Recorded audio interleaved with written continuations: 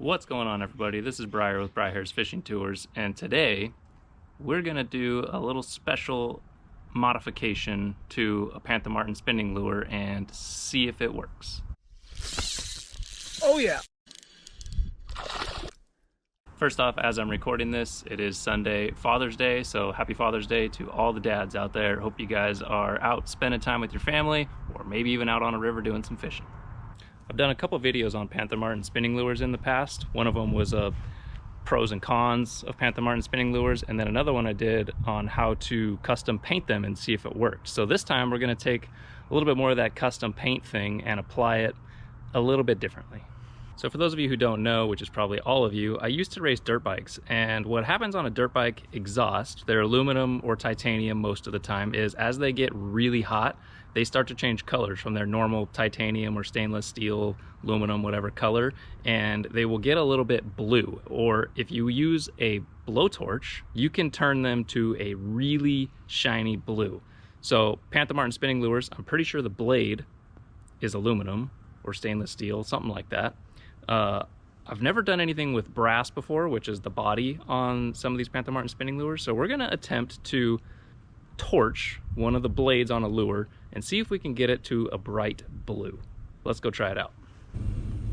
All right, so here is the specimen that we're gonna use. This is, I believe, a 3/8 ounce Panther Martin brass spinner. So this doesn't have the lead body, this has the brass body.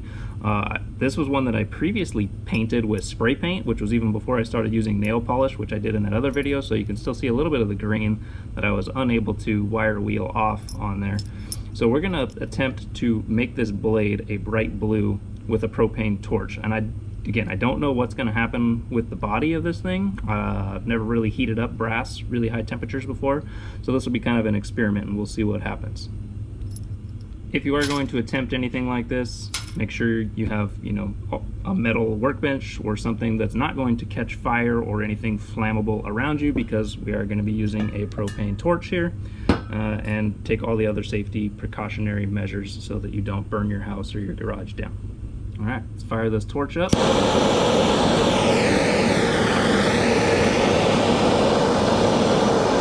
going to turn a bright gold first.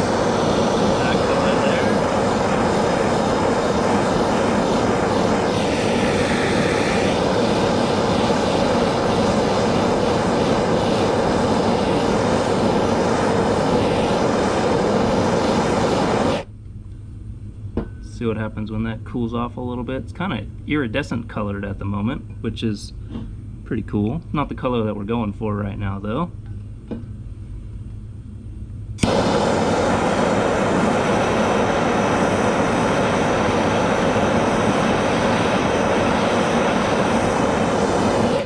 Ooh, that got hot.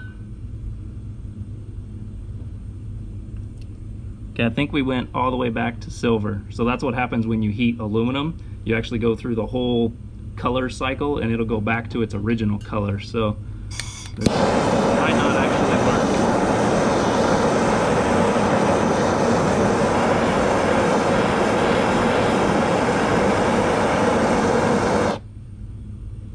Well, I think we successfully got it to a nice smoky color, which is not what we were going for. I was hoping it was going to turn like a really shiny blue, but that did not happen. Alright, just to secure the trial and error process here, I have one other lure that was also one that I painted before, and the blade I left alone, and it already has these little red specks on it. That's straight from Panther Martin. So we're going to put this guy down and see if we can torch that and see if it does the same thing as the other one over here, or if it does something a little bit different. It's probably going to do the same thing, but at least we'll know.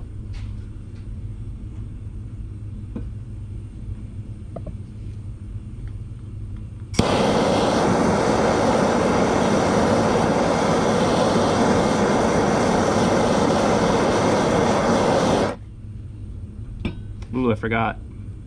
That's the clear coat you see burning off that I had sprayed on that one.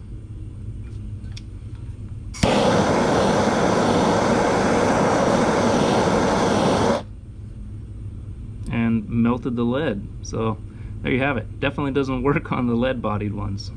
Well, there you have it, folks. If you're ever curious what would happen if you try to burn or torch spinning lures to change their color.